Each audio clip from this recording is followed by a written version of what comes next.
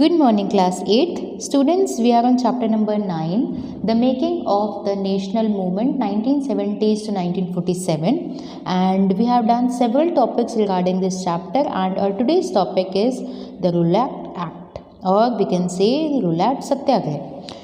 In 1919, Gandhiji gave a call for Satyagraha against the Rowlatt Act that the Britishers had just passed. So 1919 में sir Sydney Rowlatt द्वारा एक act पास किया गया था जिसके अंदर इंडियंस की जो फ्रीडम होती है, फ्रीडम ऑफ एक्सप्रेशन और भी बहुत सारे जो हमारी फ्रीडम थी उनको एक तरीके से बांध दिया गया था। हमें बहुत सारी चीज़ें करने की फ्रीडम थी जो कि हमसे छीन ली गई बाय द ब्रिटिशर्स। तो इस फ्रीडम ऑफ एक्सप्रेशन को छीनने की वजह से गांधी जी ने क्या किया, सत्याग्रह बोला। सत्याग्रह का मतलब अगर हम बोले सत्य के लिए आग्रह करना। So second line, the act curbed fundamental right such as the freedom of expression. यहाँ पर बात वही है, क्या था, जैसे हम लोग अपने आप को एक्सप्रेस करना चाहते हैं, अगर ब्रिटिशर्स ने कुछ किया है गलत या फिर अपने बेनिफिट के लिए किया है, हमारे बेनिफिट के लिए नहीं किया, तो हम उसके खिलाफ नहीं बोलें, ऐसी एक्टिविटीज़ में पार्टिसिपेट नहीं करें जो ब्रिटिशर्स के खिलाफ है।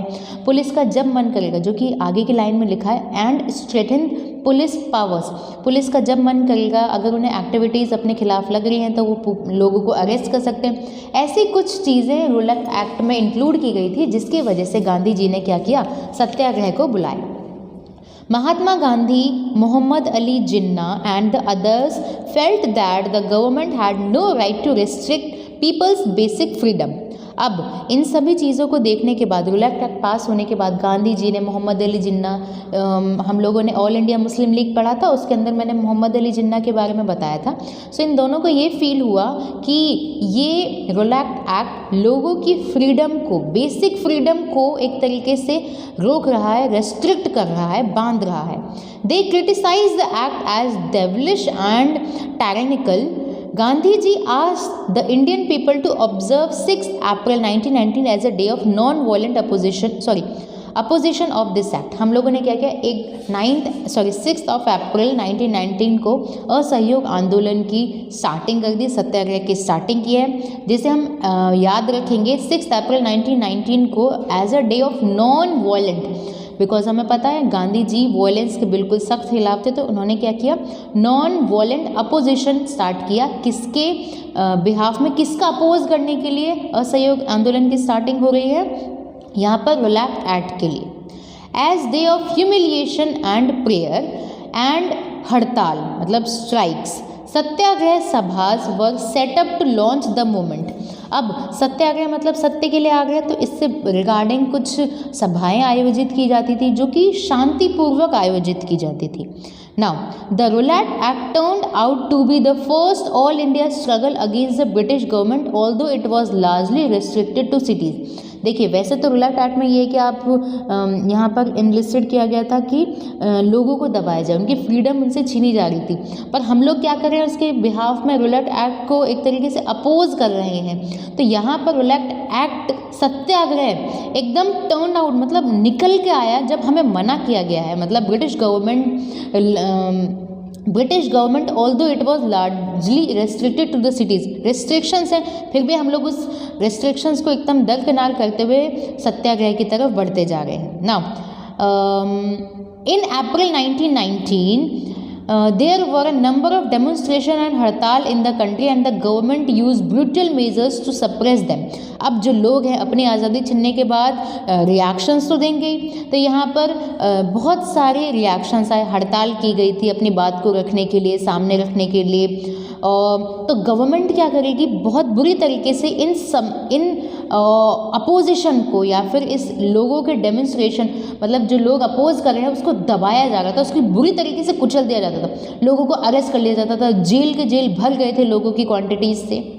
Now the Jallianwala Bagh atrocities inflicted by General Dyer in Amritsar on Baisakhi Day 13th April 1919 ये हमारा ईयर है, were a part of this repression। मतलब जलियांवाला बाग 13 अप्रैल 1919 बैसाखी का दिन था, लोग शांतिपूर्वक बैठे थे, अपनी बातों को सामने रख रहे थे, तभी जनरल डायर आते हैं और लोगों को एक तरीके से अपनी बात न रखने के लिए, अभी चल तो रोल एक्ट था, तो उन्होंने क्या किया, जनरल डायर ने अपने लोगों को परमिशन दे दी और फिर ब्रिटिशर्स ने क्या किया, लोगों को भून दिया इन द सेंस कि गोलियों से उनका एक तरीके से हत्या कर दी गई थी। तो बहुत क्वांटिटी में लोगों की जलियांवाला बाग में डेथ हुई थी।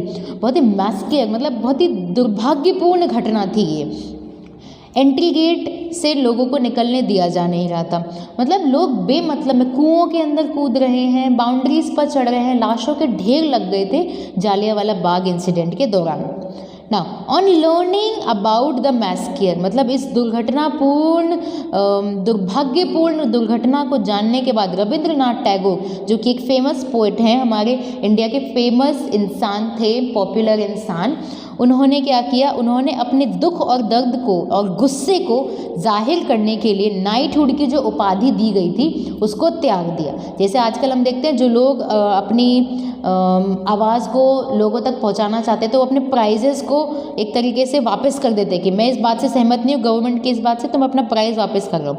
उस तरीके से रविंद्रनाथ टैगोर ने अपना गुस्सा, अपने दुख जाहिर करने के लिए क्या किया, उन्होंने नाइटहुड की जो उपाधि थी वो वापस कर दी। Now the last paragraph of this topic, during the Rolak Satyagraha the participants tried to ensure that Hindus and Muslims were united in fight against British rule. This was also the call of Mahatma Gandhi, who always saw India as a land of all people who lived in a country, Hindus, Muslims and those of other religions. He was keen that Hindu and Muslims support each other in any just cause. देखिए Britishers की बात करें तो Britishers India में आए थे, उन्होंने rule करना स्टार्ट किया, बहुत सारी कम्युनिटीज़ थी, पर हम लोगों ने पिछली क्लास में देखा था कि 1905 के बाद, पार्टीशन के बाद ऑल इंडिया मुस्लिम लीग की इस्टेब्लिशमेंट हुई थी मोहम्मद अली जिन्ना में। बट इस सत्याग्रह का विरोध करने के लिए मुस्लिम और हिंदू दोनों एक साथ आए थे, एक साथ यूनाइट हुए और इस सत्याग्रह में दोनों कम्युनिटीज़ ने अपना भरपूर योगदान दिया। तो महात्मा गांधी ने इंडिया को कैसी लैंड की तरह से देखा था, हिंदू और मुस्लिम कम्युनिटीज़ की तरह से देखा था। दोनों जो धर्म है वो एक साथ रहते हैं, प्रेम और सद्भावना के साथ रहते हैं। तो हम यहाँ पर देखेंगे उन्होंने हिंदू और मुस्लिम को सपोर्ट करते हुए इस रोलैक्ट एक्ट में, या फिर हम कहेंगे सत्याग्रह के अंदर देखा था। सो रोलैक्ट सत्याग्रह को हम लोगों ने ब्रीफ अगर देखें तो रोलैक्ट सत्याग्रह 1919 में पास हुआ है। महात्मा गांधी, मोहम्मद अली जिन्ना रोलैक्ट एक्ट के पास होने की वजह से इसलिए अनहैप्पी थे बिकॉज वो फ्रीडम को छीन रहा था, हमारी फ्रीडम एक्सप्रेस करने का। अगर हम ब्रिटिशर्स की किसी बात से खुश नहीं है तो हम क्यों एक्सप्रेस नहीं करेंगे, अपनी बात को सामने रखने का हक सबको है। तो यहाँ पर जो हमसे रेस्ट्रिक्शंस लगी थी उसके विरोध में सत्याग्रह आंदोलन स्टार्ट किया हम लोगों ने। 6 अप्रैल 1919 को नॉन वायलेंट अपोजिशन एक डेट देखी जाती है जैसे ह्यूमिलिएशन एंड प्रेयर या हड़ताल स्टार्ट हो गई थी।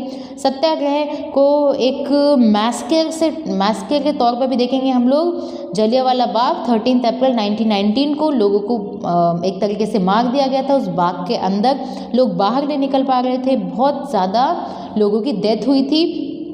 नाउ नाइटहुड की जो उपाधि थी, रविंद्रनाथ टैगोर ने अपनी जो उपाधि थी वो एक तरीके से वापस कर दी थी क्योंकि उन्हें अपना बहुत दुखी हुए थे वो इस बात से, जालियांवाला बाग इंसिडेंट से। और महात्मा गांधी ने इस सत्याग्रह के दौरान हिंदू और मुस्लिम की एकता को देखा था। Now the next class will discuss Khilafat agitation and the non cooperation movement. So that's it for today's class. Thank you.